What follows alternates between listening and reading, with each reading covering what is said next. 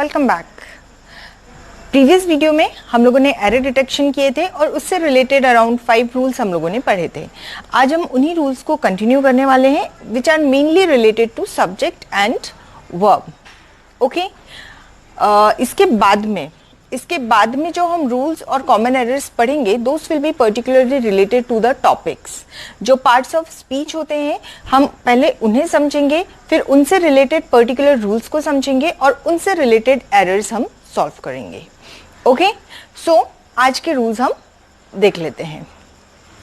The first rule says कि जब भी कोई सिंगुलर सब्जेक्ट, कोई भी सिंगुलर सब्जेक्ट अगर like as well as along with इनके साथ में किसी दूसरे ग्रुप ऑफ वर्ड से कनेक्ट होता है तो उसके साथ में जो वर्ब आएगी वो सिंगुलर होगी। ओके, सिंगुलर सब्जेक्ट में सपोज हमने लिया द हाउस, साथ में ले लिया along with the house along with its furniture, the house along with its furniture. अब आगे जो वर्ब आना है अकॉर्डिंग टू रूल क्या होना चाहिए, वो सिंगुलर होना चाहिए। The house along with its furniture has been sold out. Fine. Second rule, कल हम लोगों ने आई को समझा था कि आई जब इमेजिनेशन की बातें करता है तो वर लेता है और जब रियल सिचुएशन की बात करता है तो वॉज का यूज करता है। वहीं पर अगर हम यू की बात करें तो यू में क्या होता है, ये हमेशा प्लूरल वर्ब लेता है। प्लूरल वर्ब मतलब या तो ये आर लेगा या ये वर लेगा या फिर ये हैव लेगा। Okay, so you is always used with plural verb, मतलब यहाँ जो मेन वर्ब यूज होगी उसमें एस, ई एस और आई ई एस का यूज नहीं होगा। फाइन। थर्ड रूल देखते हैं, ईदर, नीदर, ईच, एवरीवन और मेनी। ये जो वर्ड्स हैं इनसे जो सेंटेंसेस शुरू होते हैं उन सेंटेंस में जो वर्ब होता है वो कौन सा होता है, सिंगुलर वर्ब। फाइन, आ गया समझ में। यहाँ से शुरू होने वाले जो सेंटेंसेस हैं अभी हम लोग प्रैक्टिस में और देख लेंगे। यहाँ से शुरू होने वाले जो सेंटेंसेस हैं वो कौन सा वाला वर्ब लेते हैं, वो मोस्टली लेते हैं singular verb. Fine. Either of my student is waiting for me in the cafeteria. Neither of my student is waiting for me in the cafeteria. Got the point? The last one for the day is एक कोई भी subject अगर हमारे sentence में है और उससे related बहुत सारी वर्ब्स है, सपोज हेल्पिंग वर्ब भी है, वर्ब भी है और बहुत सारी वर्ब्स है, तो जितनी भी वर्ब हमारे सेंटेंस में यूज हो रही हैं, जो भी वर्ब हमारे सेंटेंस में यूज हो रही हैं उसका एग्रीमेंट किससे होना चाहिए, सब्जेक्ट से होना चाहिए।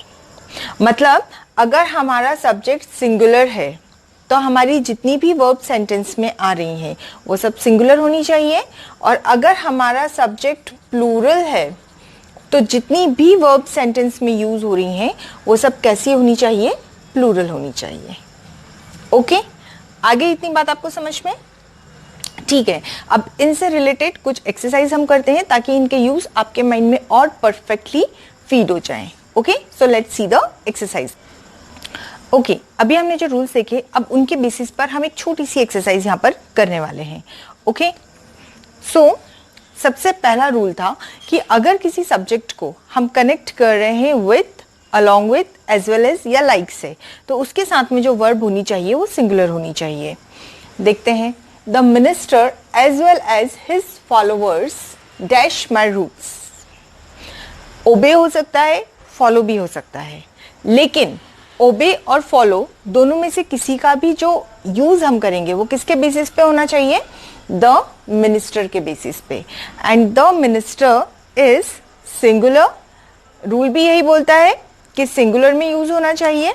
तो यहां पर क्या हो जाएगा, obeys my rules. Fine. My father like my teachers. My teachers is a plural, लेकिन लाइक से कनेक्टेड सब्जेक्ट कौन सा है, माई फादर, जो कि सिंगुलर है। तो यहां क्या होना चाहिए, माई father like my teachers is very strict. Fine. Next, the house along with its furniture. Again it is connected through along with, जो सब्जेक्ट है वो सिंगुलर है तो हमारी वर्ब क्या होनी चाहिए, सिंगुलर होनी चाहिए, was sold out।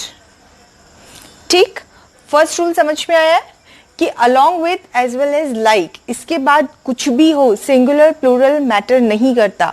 अगर आपका मेन सब्जेक्ट सिंगुलर है तो आपकी वर्ब सिंगुलर होना चाहिए।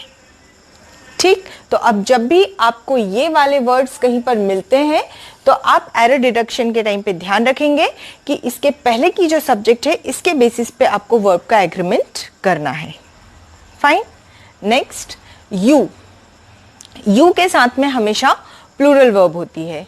You are publishing that news या you were publishing that news. You है, वर्ब प्लूरल है, तो you were publishing that news. Fine, lot of confusion. You create, you create, create plural है, अगर एस लग जाता तो ये सिंगुलर हो जाता, तो you create a lot of confusion. Fine, you का यूज समझ में आ गया। यू के साथ में हमेशा प्लूरल वर्ब चलती है। ओके, अब थर्ड रूल पे आते हैं। थर्ड रूल में हमने देखा था कि इन वर्ड्स के साथ में जो सेंटेंस शुरू होते हैं वो जनरली क्या लेंगे, सिंगुलर वर्ब लेंगे। Okay, neither of the two main is very strong. यहां पे भले ही दो की बात हो रही है, लेकिन नीदर का मतलब होता है एक भी नहीं, तो इंडिकेट किसे कर रहा है, सिंगल को कर रहा है। ओके, तो इस सिचुएशन में अगर आप देख रहे हैं कि यहाँ पर प्लूरल वर्ब यूज हुआ है या प्लूरल हेल्पिंग वर्ब यूज हुआ है, तो आप उसे रिमूव करके यहाँ पर क्या इंसर्ट करेंगे, सिंगुलर वर्ब या singular helping verb. Similarly, each of these elements is found in India.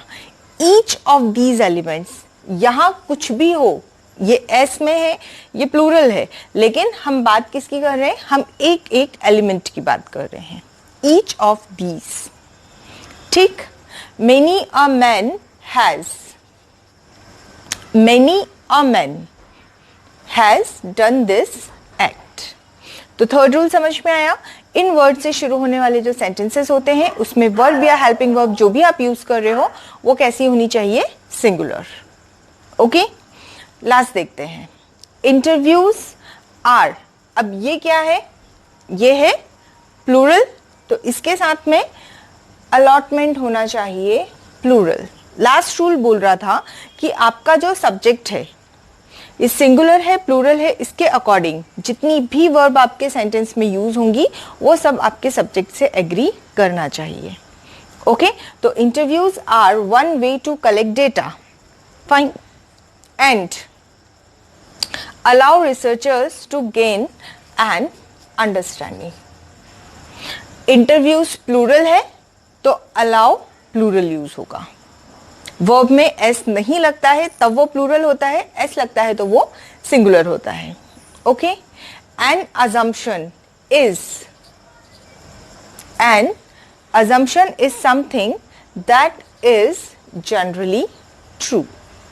तो according to last rule what we had seen कि जो भी आपका सब्जेक्ट है वेदर इट्स सिंगुलर और प्लूरल, तो अकॉर्डिंग टू दैट सब्जेक्ट आपके सेंटेंस में जितनी भी वर्ब यूज हो रही हैं उनका एग्रीमेंट किससे होना चाहिए, आपके सब्जेक्ट से। अगर सिंगुलर सब्जेक्ट है तो सारी वर्ब्स का एग्रीमेंट सिंगुलर होना चाहिए, अगर प्लूरल सब्जेक्ट है तो सारे वर्ब्स का एग्रीमेंट प्लूरल होना चाहिए। ओके, इसी तरह की एक्सरसाइजेस मैं आपको रेगुलर बेसिस पे करवाते रहूंगी, तो ये आपके बोर्ड एग्जाम्स के लिए एज वेल एज जो आपके कॉम्पिटिटिव एग्जाम्स होते हैं उन दोनों के लिए ये आपको बहुत हेल्प कर सकती हैं। Okay, and keep watching. One more thing, next जो हम शुरू करेंगे उसमें हम पार्ट्स ऑफ स्पीच शुरू करेंगे और टॉपिक वाइज सारे रूल्स हम फॉलो करते हुए और फिर कॉमन एरर्स फाइंड करेंगे। Okay, I hope you like the content, आपको समझ में आ रहा है, and whatever views you are having please drop down in the comment section.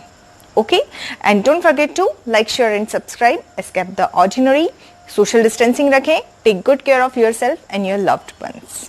Bye bye.